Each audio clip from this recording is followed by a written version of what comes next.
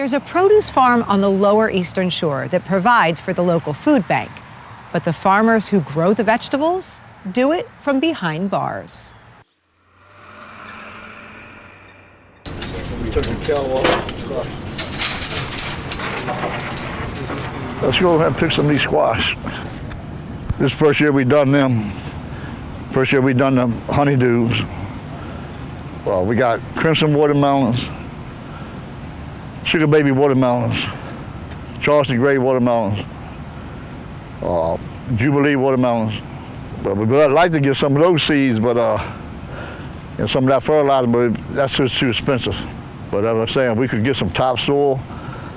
It don't have to be grade 1. It could be a 2 or 3.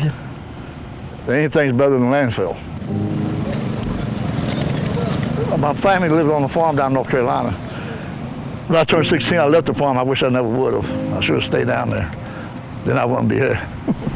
You know, but the choices we make in life, you know. Behind concrete walls and locked doors, an unusual farm has taken root. The space is tight, the routine is strict, but the work is real.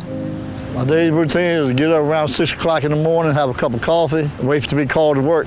For them to call the yard workers out around 7:30. Keeps your mind straight. Don't have to think about being locked up all the time. When you're out here, your mind's on the garden, what you're doing, you know. So it takes you out of being behind bars for a while. At Eastern Correctional Institute in Somerset County, James Davis and Edward Gaines work in the facility's farming program. Participation is earned through good behavior and can mean up to 6 hours a day on the farm.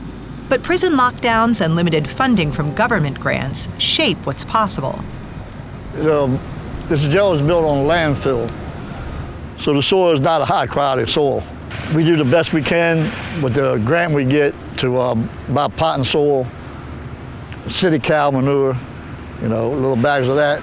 And behind the scenes, the program requires approval, funding, and oversight.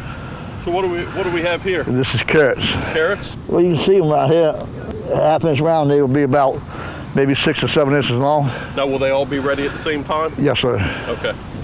In collaboration with the Somerset County Health Department, each year they are awarded a grant, rather, and with that grant, we're able to purchase seed and anything that we may need for the 3 gardens that we have on our complex.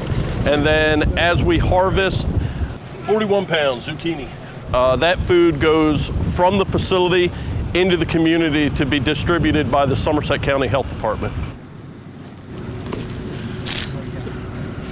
43. Program officials estimate this farm grows 10 tons of fruits and vegetables yearly, but none of it will reach the dining hall. Instead, the produce will all be shipped to local food banks.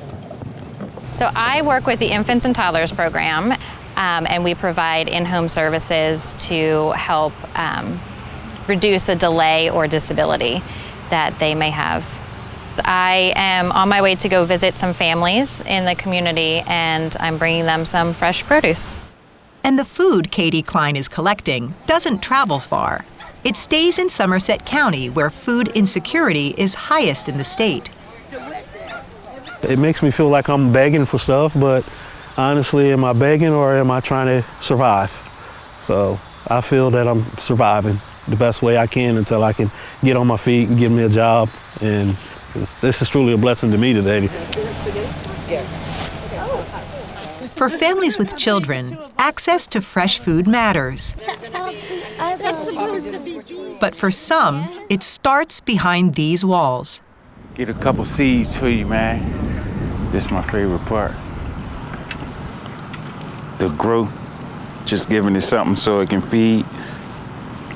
I'm able to make amends. This is my good deed. This is my give back to help out. So it's not a challenge to come out here and grow some vegetables to help feed somebody that don't have it for themselves to feed.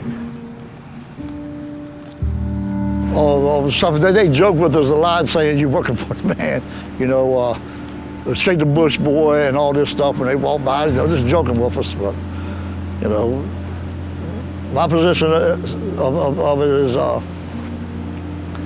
It helps your mental state because you're outside. You get your mind out of being locked up all the time. And some picture what they might take with them when they leave. 4 years max.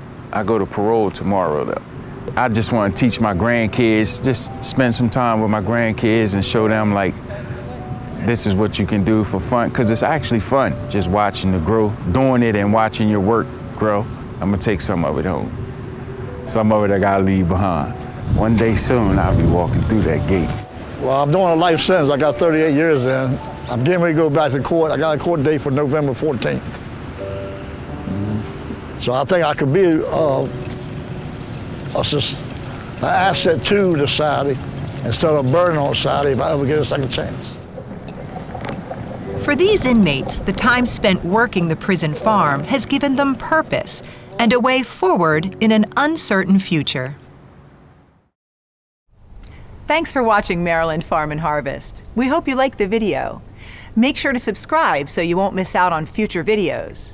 To learn more about our show and watch full episodes, check out mpt.org/farm or just click the link in the description.